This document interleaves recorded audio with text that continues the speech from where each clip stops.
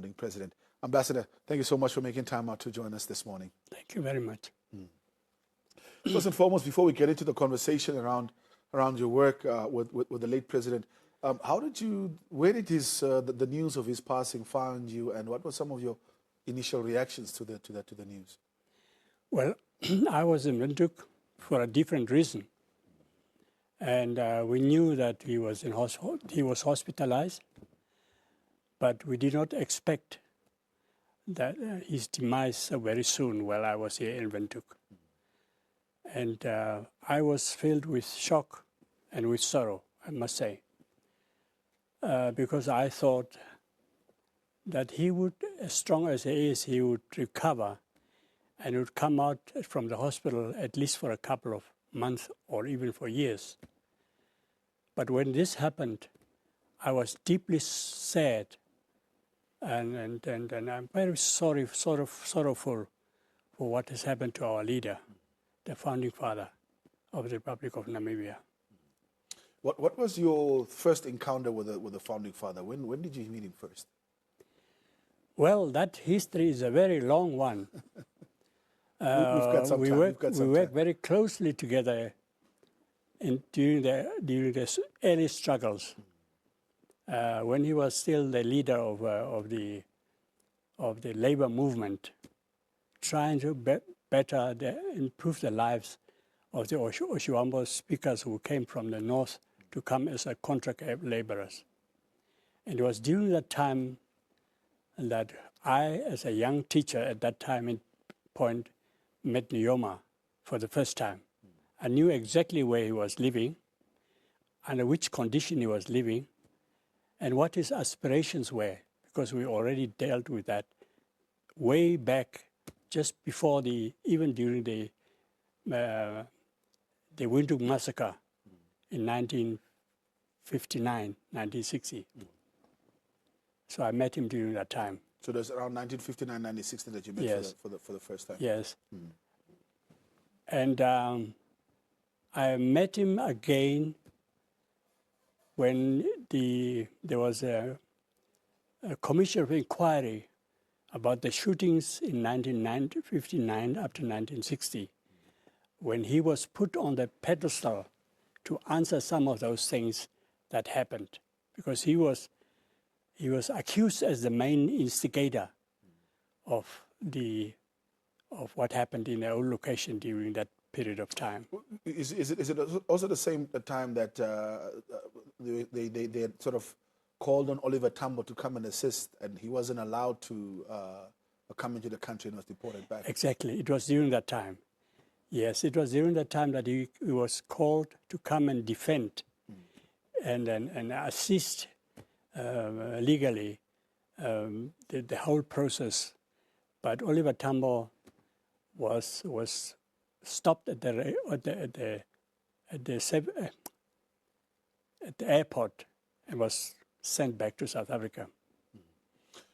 Chat to us a little bit about those earlier years. So you met around 1959, 1960 the first time around.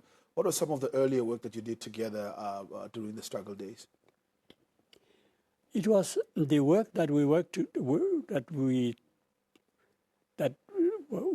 doing together was to organize the resistance to the move to Katutura. That was the main thrust of our struggle during that period of time, to mobilize the community in the old location to resist at whatever cost to move to the new to Katutura. That was the main connection that we had. What did you make of his leadership style during the time? I think a lot of people say that he was very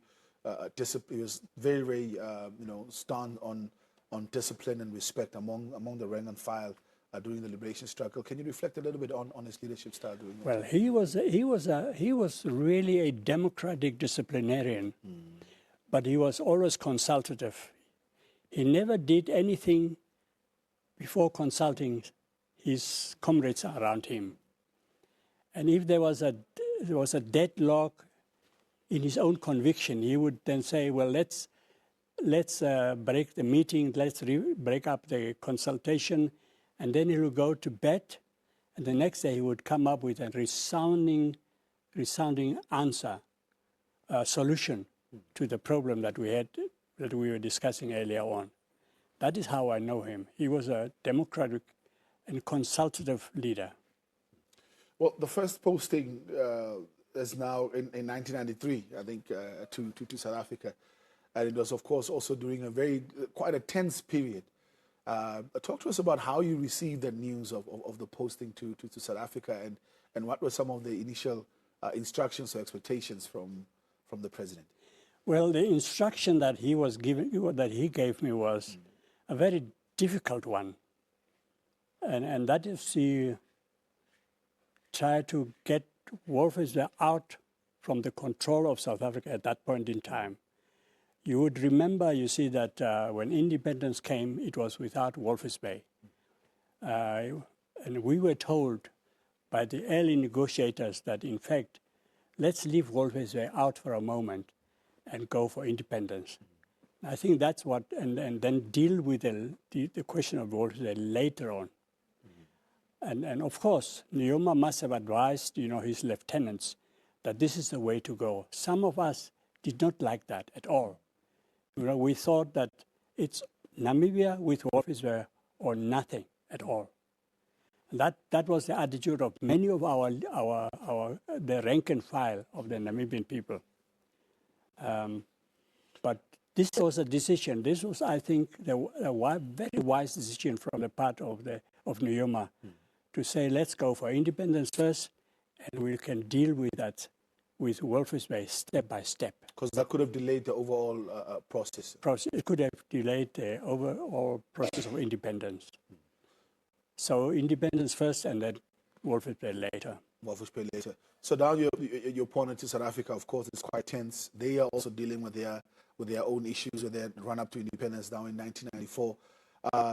Talk to us a little bit around that. What were some of the initial challenges that you had to deal with, and how did you work with the president to overcome some of those?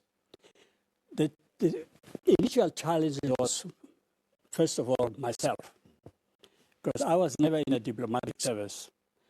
I was not part of the first crop of diplomats that were trained and sent out in different parts of the world.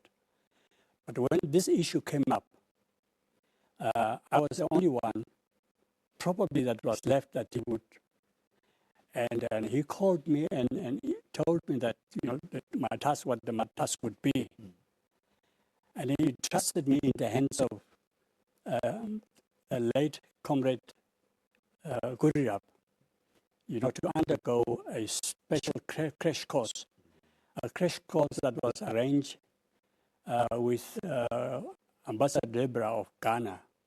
So I was his only student, and he took me through a crash course of 2 weeks, what diplomacy means. I was initially hesitant because I thought that I'm not really ready at that point in time. I was not well-groomed in diplomacy to go and undertake this mammoth task. Because I understand during the time it was an incredible amount of, in terms of just the decorum, the way you needed to behave as an ambassador, the seating style, how to greet the others, etc., etc. And I understand that very, very experienced ambassador that was sent from Ghana was apparently very, very staunch in terms of how things are supposed to be done and the protocol that must be followed. Well, he told me how to walk. My walk style must completely different. It must be ambassadorial. When I sit down, it must be ambassadorial sitting down. If I have to rise from the chair, it must be ambassadorial. I don't know what that means. If I sit down on the table, it must be ambassadorial. He told me everything that, the way you walk, even if you walk away from a number of people, they would be looking at you looking at your back, and that walk must impress them. Your walk must be impressive. The way you speak must be honest and must be impressive. It must be calm and very respectful in many ways. What was the biggest challenge that you faced during the negotiations for the integration of Walvis Bay? The biggest challenge was to identify the role players. First of all, I have to determine who the main role players would be in that negotiations at Kempton Park, when the South Africans were discussing the future political dispensation of their country. And I had to try to see with whom can I make friends, whom can I approach with a lot of caution without breaking the protocol. And I met during that period of time a lot of people, even Constance Viljoen, the gentleman who was the leader of the army that in fact attacked Kasinga. We spoke to him, and I spoke to him very often in Afrikaans, and he was surprised, you see, that there was a black man that could speak Afrikaans better than themselves. That's what they're saying. I also met Lang Jan van den Berg, the gentleman who established the Kufut force here in Namibia. Yeah. And whenever I met him to talk to him, you know, there was a cold chill coming down on my spine. And I was just wondering, well, whether I will survive in the presence of this kind of people who have done so much harm to the people of Namibia. In terms of that, I mean, obviously it takes a lot of trust for you to be sent out like that on this big mission in the middle of that reintegration conversation. What was the point at which you knew that, okay, look, okay, I think we might be successful with this negotiation? Well, I was fortunate in that case because I had young officials from the Ministry of Foreign Affairs, because I informed Kalkurirab that in fact this is a task that is getting bigger and bigger on a daily basis. And he sent to me as my lieutenants Andreas Hoebeb, who was by that time in the Ministry of Foreign Affairs, and Pius Sunaski, who many people know that he's a journalist, but he also joined the Ministry of Foreign Affairs. These people were sent to me, and they were like Aaron, and you know, that's biblical thing. When Moses was getting tired, his hands were held up by Moses and by Aaron and Joshua, you know, in order to continue the fight. So these people were very pivotal in assisting us, because we would discuss the strategy as to what we are going to do on a daily basis by meeting the various role players at Kempton Park to see which one can we take and what are we going to say to them at that very moment in time. In terms of that, I think from just the style of negotiation, what can you share with us, especially for us, the young ones that were really not present during that time in 1994, about the late president's negotiation style? He was a strategist. He was a visionary. He could see things coming. And I remember that step one was the joint administration of Walvis Bay. That was step one. And step two was to a diplomatic attack, to be present at when things were happening at Kempton Park, to send a diplomat and a number of foreign operators to be right there to influence the direction with regard to Walvis Bay.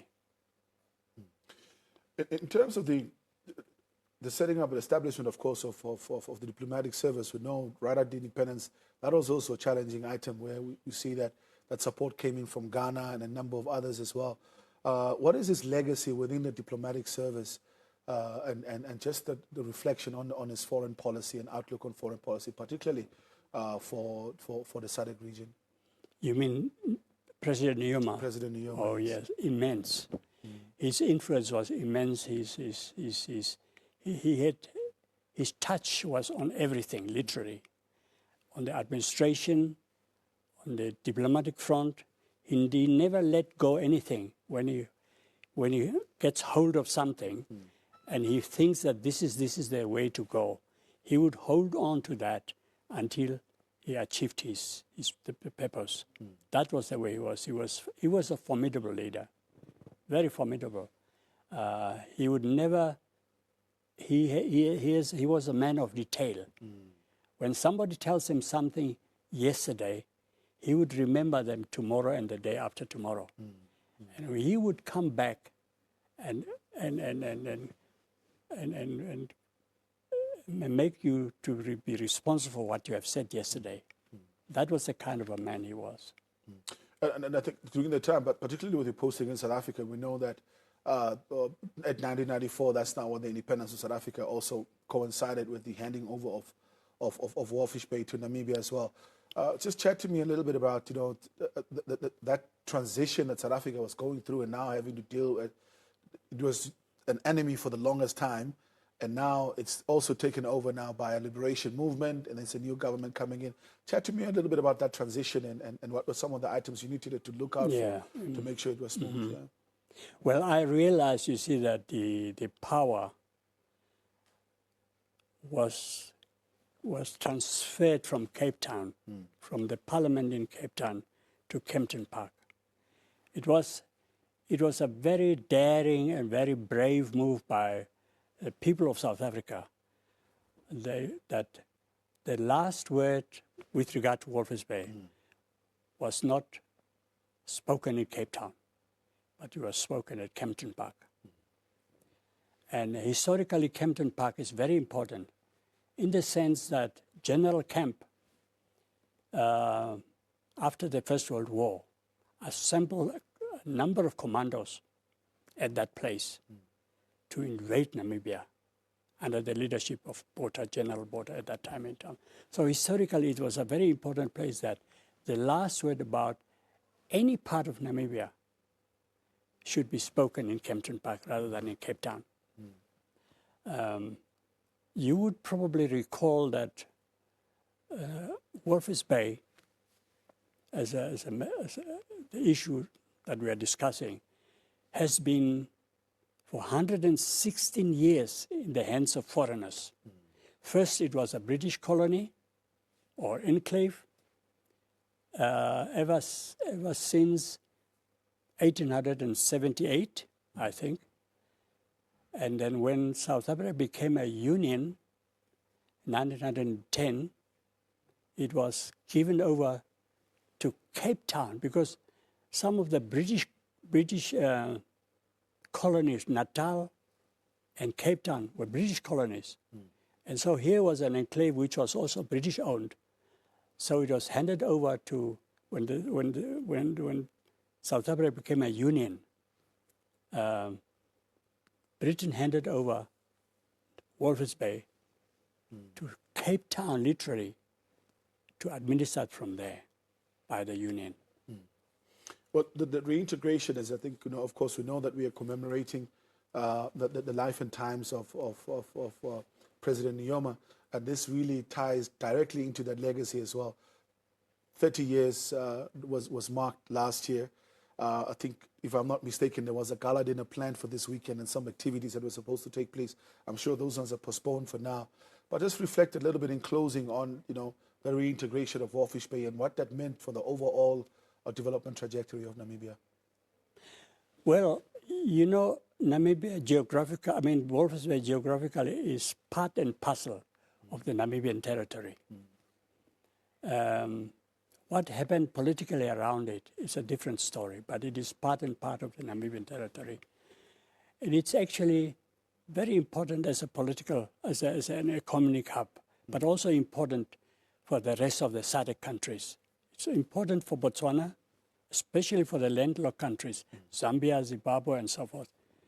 And we see that Walvis Bay is playing a pivotal role to assist the landlocked countries with the import and the export endeavors.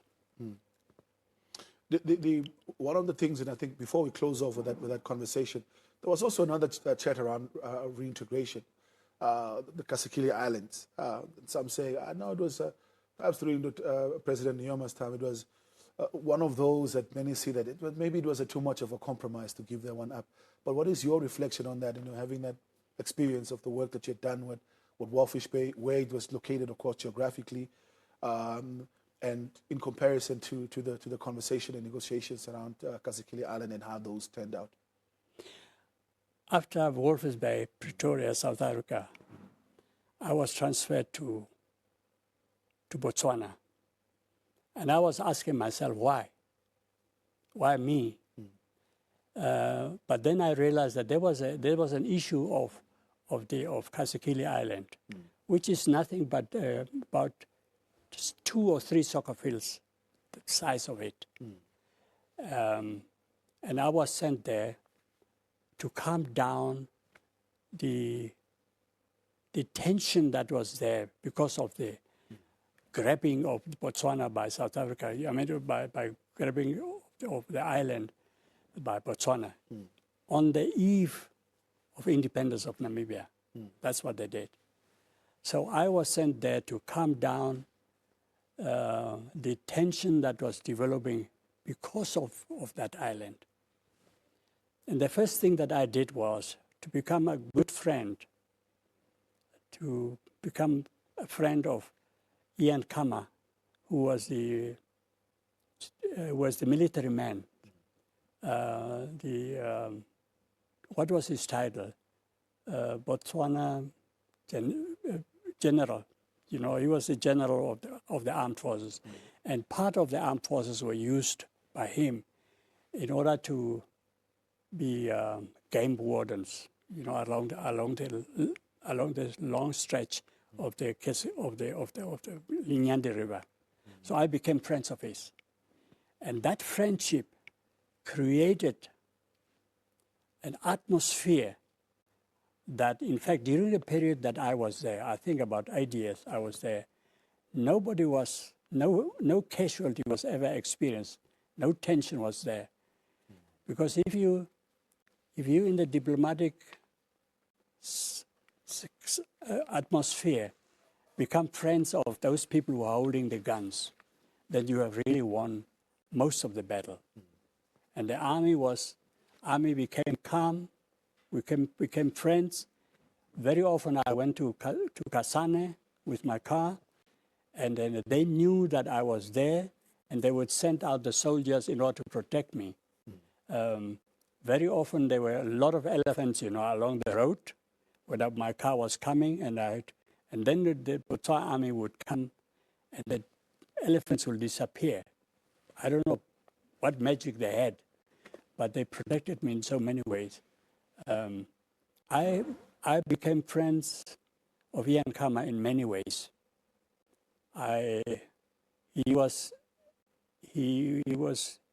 He visited Namibia several times, especially some of the lodges that we have, to come and see how we are doing things.